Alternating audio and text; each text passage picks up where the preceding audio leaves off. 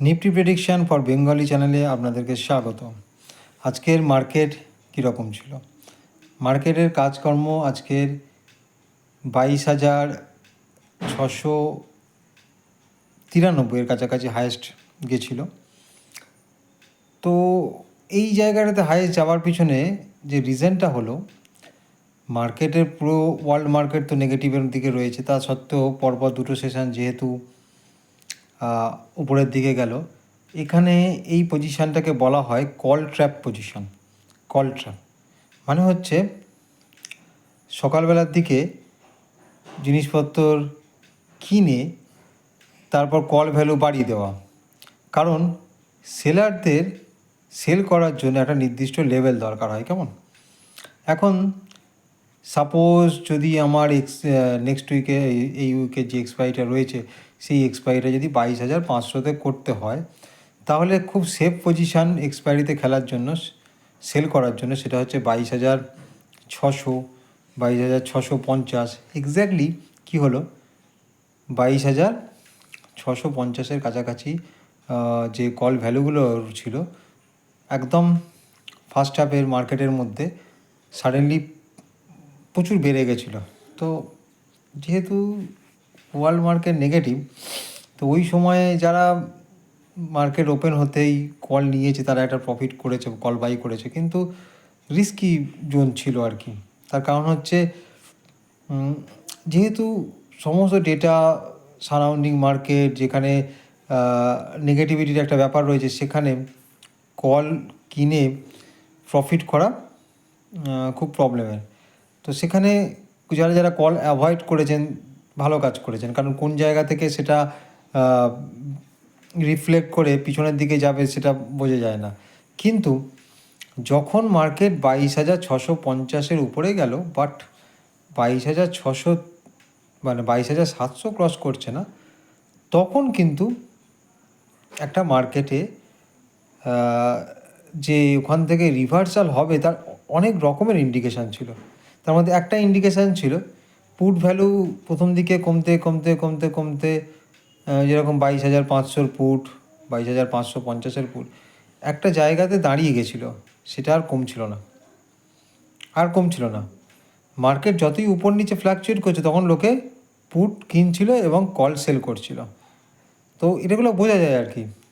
তো যাই হোক, তার মানে এক্সপায়ারি যে খেলাটা খেলা হলো, সেটা হচ্ছে কি 22,650-এর উপরে মার্কেট যাওয়ার প্রবাবিলিটি কমিয়ে দেওয়া হলো, আর আজকের ডেটে দাঁড়িয়ে 22,450-এর তলায় যাতে না যায় তার ব্যবস্থা করা হলো। ঠিক আছে, এখন 22,650 যদি ক্রস করে সাপোজ এই এক্সপায়ারির মধ্যে, তাহলে কিন্তু এখানে আপনার 100 থেকে 200 পয়েন্ট উপরের দিকে মুভ আসবে। কেমন? তো কালকের জন্য ইম্পর্ট্যান্ট লেভেল যেটা দাঁড়ালো, সেটা হচ্ছে কি 22,450।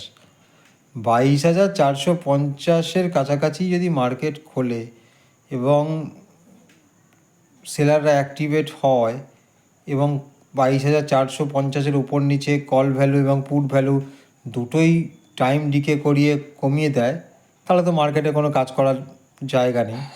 কিন্তু যদি মার্কেট আবার উপরের দিকে কোটে 22,600 বা 650-এর কাছাকাছি যায় এবং সেখান থেকে না যদি ক্রস করে, তাহলে কিন্তু আপনার একটা পুটের পজিশান নেওয়ার জায়গা তৈরি হয়ে গেছে, সেটা হচ্ছে 22,650 অথবা 22,600 লেভেলে।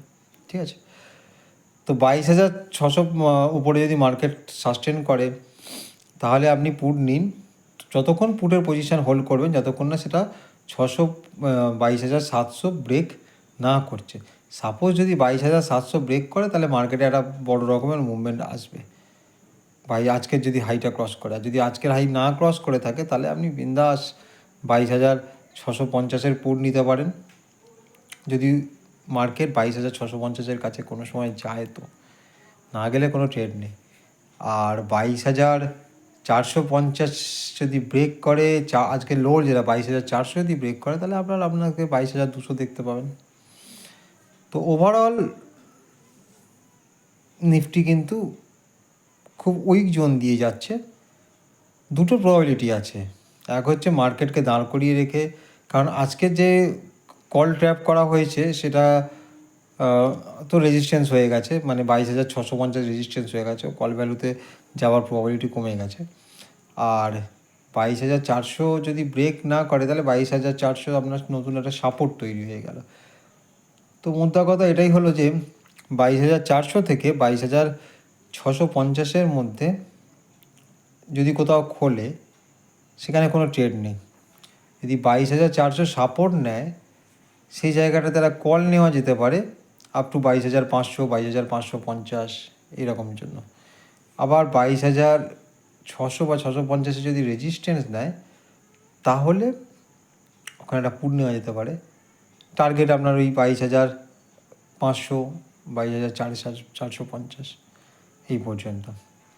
তো এই পুরো সিস্টেমটা এখন কিন্তু একটা পয়েন্টে দাঁড়িয়ে যাওয়ার প্রবাবিলিটি রয়েছে। তাই ট্রেড কিন্তু একটু বুঝে শুনে করতে হবে এখানে বায়ার্সদের জন্য, কারণ বোথ সাইডের সেলাররা কিন্তু এবার বায়ার্সদেরকে ট্র্যাপ করবে এই এক্সপায়ারির জন্য। আজকে যেরকম যারা কল বাই করেছে তাদেরকে ট্র্যাপ করেছে, কালকে হতে পারে যারা পুট বাই করবে তাদেরকে ট্র্যাপ করবে। তো পজিশান বেশ বুঝে শুনে নিতে হবে, স্ট্রিক্ট স্টপ লস নিয়ে নিতে হবে, লেভেলে নিতে হবে। আর যদি ইন্ডিয়া ভিক্স স্টেবল থাকে, না বাড়ে, তাহলে বাইয়ের পজিশান না নেওয়াই ভালো। প্রিমিয়াম বাড়বে না।